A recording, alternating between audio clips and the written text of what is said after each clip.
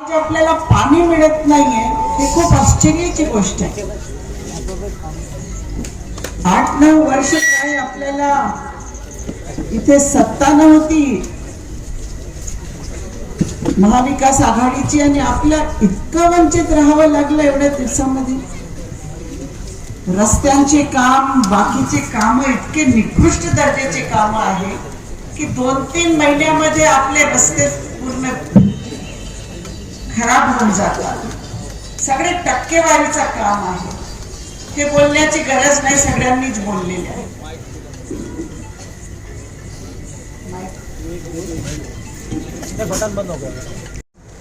आणि त्या निर्णय घेण्याच्यासाठी आपल्याला खूप जाणीवपूर्वक सोच विचार करून आपल्याला मतदान करण्याची गरज आहे. आपण तसं न केलं, विचार केलं नाही की आम्ही मतदान कशाला करतो, की आम्ही फक्त आमच्या घरी पैसे आले तर आम्ही त्याच्यासाठी जाऊन मतदान करतो असा होता कामा नये. आपल्याला विचार करणं आवश्यक आहे की आपल्याला काय पाहिजे आहे. आणि मला वाटतं सगळ्यात महत्वाचं हे आहे की आपल्याला एक मजबूत लोकतंत्र पाहिजे. डॉक्टर कल्याण काळेजींनी सांगितलं, राजेश टोपेजींनी सांगितलं, आज संविधान दिवस आहे आणि लोकतंत्राची आत्मा, लोकशाहीची आत्मा आहे संविधान. संविधानाने आपल्याला बरोबरीचा अधिकार प्रत्येक माणसाला दिलेला आहे या देशामध्ये. पण याची पायमल्ली आता देशामध्ये होताना आपल्याला दिसते. महाविकास आघाडी याच्यासाठी उभी आहे, संविधान वाचवण्यासाठी संघर्ष करत आहे. आपल्याला त्यांना साथ देणं गरजेचं आहे. कारण आज संविधानाची पायमल्ली कशी होते, आपण जर विचार केला तर जे स्वायत्त संस्था आहेत त्या कुठल्याही स्वायत्त संस्थांमध्ये स्वायत्तता राहिली नाही. इलेक्शन कमिशन मध्ये सुद्धा स्वायत्तता नाहीये. इलेक्शन कमिशन सुद्धा त्यांच्या हाताची बाहुली बनलेली आहे. आपने सुना होगा कि 100 कैंडिडेट ये देश में 100, ये महाराष्ट्र में 100 कैंडिडेट बिन विरोध चुन के आए. बिन विरोध, बिना इलेक्शन के. कैसे चुन के आए हैं बिन विरोध, और किसके चुन के आए? सिर्फ भाजपा के. क्या भाजपा के कैंडिडेट बिन विरोध अपने आप आ गए? हम देख रहे हैं किस तरह की गुंडागर्दी हो रही है, किस तरह की लूट हो रही है, किस तरह की मारामारी हो रही है. कैंडिडेट्स को उठा उठा कर लेकर जाया जाए और फिर अभिमान से बोलते हैं कि बिन विरोध इलेक्शन हो रहा है. इसको लोकशाही बोलते हैं. वोट चोरी के बारे में आपने देखा है हर जगह किस तरह वोट चोरी के आरोप लग रहे हैं. इलेक्शन कमीशन उसके बारे में एक शब्द बोलने के लिए तैयार नहीं. इस लोकशाही को बर्बाद होने देंगे हम लोग? हम अदालतों में जाते हैं, हम सोचते हैं यहां से हमको न्याय मिलेगा. मिल रहा है क्या अदालत में न्याय? बताइए. जस्टिस वर्मा के घर में इतना पैसा मिला, जब आग लगी तो इतना पैसा मिला कि कोई सोच नहीं सकता था कि एक जज के घर में इतना पैसा मिल सकता है. और जब सभागृह में उस पर संसद में हमने जिद किया कि इस पर डिस्कशन होना चाहिए, चर्चा होना चाहिए, तो उपराष्ट्रपति को उसके लिए राजीनामा देना पड़ा, अपनी गद्दी छोड़ के जाना पड़ा. इतना हिटलर शाही इतनी ये देश में बढ़ गई. उसी तरह की हिटलर शाही हर जगह हमको देखने मिल गई. ना चुनाव में पारदर्शिता है, ना कहीं पर हमको लोकतंत्र की मजबूती दिख रही. और भ्रष्टाचार इतनी चरम सीमा पे रहे कि पैसे के लिए कोई भी कुछ भी करने के लिए तैयार है. राजेश भैया ने सही कहा, क्या हम अपना ईमान भी बेचते हैं पैसे के लिए? अपनी गद्दी के लिए अपने ईमान को छोड़ देंगे? आप वो भूल गए हैं क्या? मैं आपको याद दिलाना चाहती हूँ रास्ते पर बड़े बड़े जुलूस निकाले गए थे गुस्ताखे रसूल होने पर। क्या हम वो गुस्ताखे रसूल करने वालों को, जिस पार्टी में मजबूती दी जा रही है, उनको हम वोट देंगे? भले ही हमारा कैंडिडेट वहां गया, वो कैंडिडेट आज नगर अध्यक्ष का जो हमारे साथ कांग्रेस के साथ रहा हो, वो आज वहां जाकर उस पार्टी से खड़ा है, तो हमें वो मंजूर नहीं होना चाहिए, चाहे वो हमारा सगा भाई क्यों नहीं होता। लेकिन ईमान से बढ़ के सगा भाई भी नहीं है, ये बात हमने याद रखना चाहिए। और आप ये देख रहे हैं कि एक साजिश के तहत, जिसका जिक्र राजेश टोपी जी ने किया, वक्फ की जमीन को कायदे को बदलने के लिए हमारे संसद में लाया गया। भरपूर विरोध हमने किया, उसका भरपूर विरोध किया हमने। सभागृह में इतना, रात में 4 बजे तक हमने वहां पे डिस्कशन किया, राज्यसभा में और लोकसभा में भी इतना ही डिस्कशन हुआ। हमने बोला ये मंजूर नहीं है, ये हमारे बाप दादाओं ने मस्जिद बनाने के लिए, दरगाह बनाने के लिए, उस पर इबादत गाह बनाने के लिए जमीनें दी है, इसको आप अडानी अंबानी को नहीं दे सकते हैं। आपकी नियत को हम अच्छी तरह समझते हैं, ये जमीन का आप ये कायदा क्यों बदल रहे हैं? लेकिन उनके पास तादाद थी तो वो कायदा उन्होंने मंजूर कर लिया। आज सब इबादत गाहों पर धोखा आ गया। आपने देखे होंगे वीडियोस, लोग सड़क पे नमाज पढ़ रहे हैं तो पुलिस वाला उनको लातों से मार रहा है। क्या ऐसे देश में रहना है हमको, जहां हमारी इज्जत नहीं है? अगर हम रेल में जा रहे हैं और दाढ़ी टोपी है किसी को, तो उस पर अत्याचार होने लगते हैं। ये सब कैसे हो रहा है? ये सब उस नीति के तहत हो रहा है जो ये सोच समझ के अपनी गद्दी बनाए रखने के लिए आपस में समाजों को लड़ा रही है। जो उनका तरीका है, उस तरीके के खिलाफ हम और हमारी पार्टी संघर्ष कर रहे हैं। चाहे वो उद्धव ठाकरे जी की शिवसेना हो, चाहे कांग्रेस हो, चाहे हमारी राष्ट्रवादी कांग्रेस पक्ष हो, हमारा पक्ष फोड़ दिया, लोग लेके चले गए। पवार साहब ने कहा, राहुल गांधी जी ने कहा, हमको कुछ भी मंजूर है, लेकिन बीजेपी के साथ जाना हमको मंजूर नहीं है, क्योंकि इस तरह का फिरका परस्त देश हम मंजूर नहीं कर सकते। जो लोग हमारे लिए खड़े हैं, जो लोग हमारे लिए ये मजबूत इरादा रखकर काम कर रहे हैं, क्या हम दूसरी पार्टी में जाके उसी कमल से खड़े रह जाएंगे?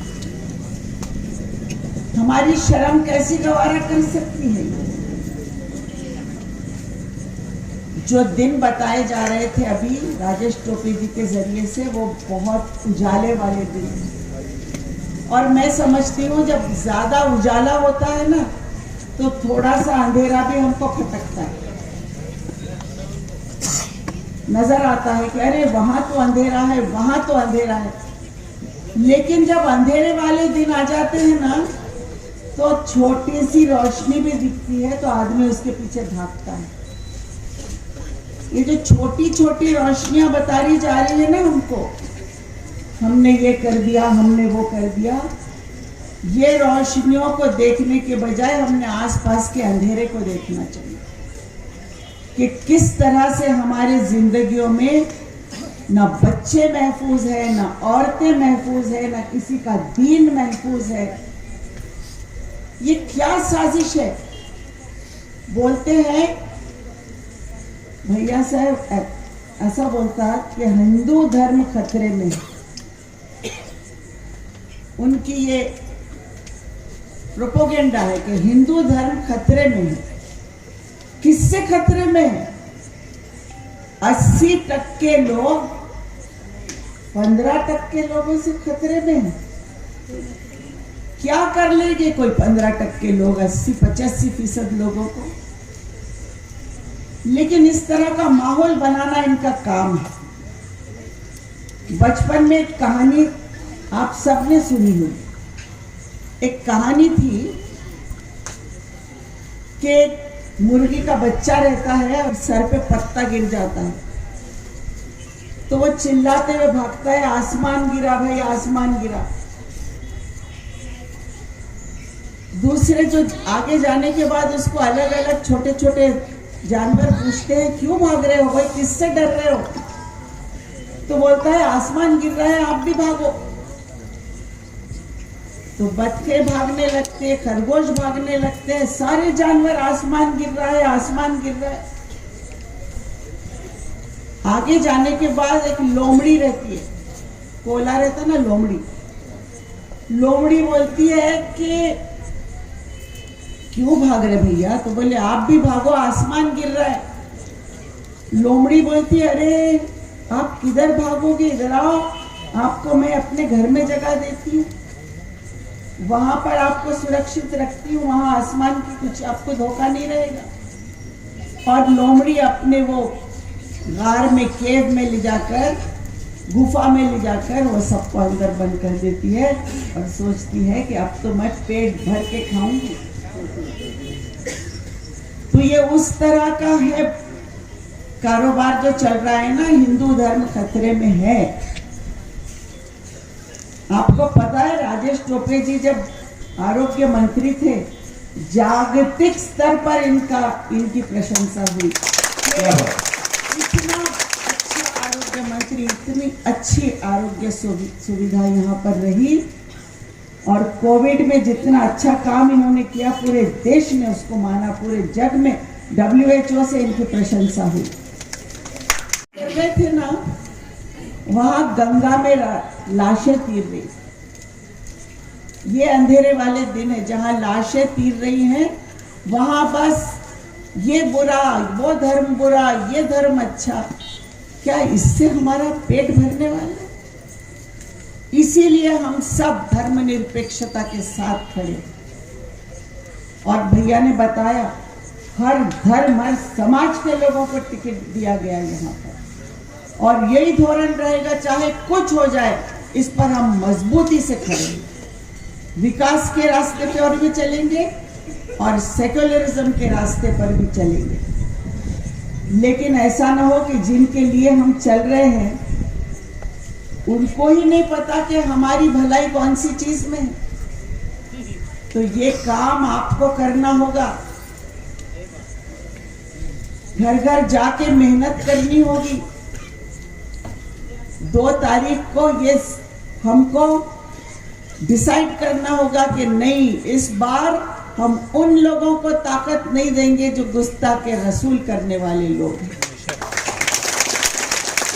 अगर हम उनको ताकत देते हैं तो हमारी हस्ती मिटा देंगे ये लोग, और हम अगर अपनी हस्ती मिटाना नहीं चाहते तो अपने दुश्मन आप, हमने नहीं बनना चाहिए। इतना ही मैं आज कहना चाहूंगी। आर्टिफिशियल इंटेलिजेंस का जमाना है ये। आर्टिफिशियल इंटेलिजेंस का मतलब नकली बुद्धि। नकली बुद्धि, अपना दिमाग इस्तेमाल नहीं होने दे रहे हैं। अब नकली बुद्धि, जो कोई और सोच रहा है वैसा ही सोचो सब लोग। हमको अपनी बुद्धि, अपनी अकल इस्तेमाल करनी होगी, इतना ही कहती हूँ। वरना ये आर्टिफिशियल इंटेलिजेंस का जमाना इस नकली बुद्धि के साथ ये देश को डुबो देगा, ऐसा अंदेशा मुझे है। धन्यवाद। फिर एक बार आपसे विनती करती हूँ कि इस पूरे पैनल को महाविकास आघाड़ी की आप चुना के लाइए, यही विनती करती हूँ, अपनी जगह लेती हूँ। धन्यवाद। शोर मचाने से नहीं कुछ होगा, सिर्फ होठों को हिलाने से नहीं कुछ होगा। जिंदगी के लिए बेमौत ही मरते क्यों हो, अहले ईमान हो तो शैतान से डरते क्यों हो। तुम भी महफूज कहाँ हो अपने ठिकाने पे, बात अखलाक तुम ही लोग हो निशाने पर।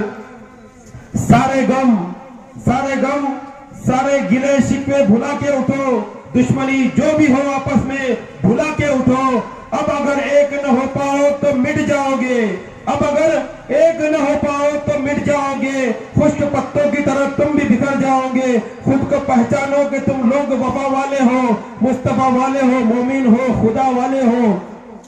इसके बाद मैं माजी उपनगर अध्यक्ष आदरणीय संजय जी साळवे साहब, इनके चिरंजीव मनोज साळवे साहब का यहाँ पर आदरणीय खासदार डॉक्टर कलर काळे साहब और डॉक्टर फौजिया खान मैडम साहिबा और भैया साहब के हाथों इनका प्रवेश यहाँ पर होने जा रहा है। मैं मनोज साळवे जी को बुलाता हूँ और मंच पर तशरीफ लाए। पठाना हाजी मंजार जी जो है तो फौजिया खान मैडम का इस्तेकबाल करेंगे। साळवे जी एक अच्छे सामाजिक कार्यकर्ता है। उनके पिताजी 5 बार अंबड़ नगर पालिका में नगर सेवक रह चुके हैं और अभी उनके चाचा जी उम्मीदवार है राष्ट्रवादी कांग्रेस पार्टी से, वंचित बहुजन आघाड़ी से। वेलकम। आए हुए तमामी मेहमान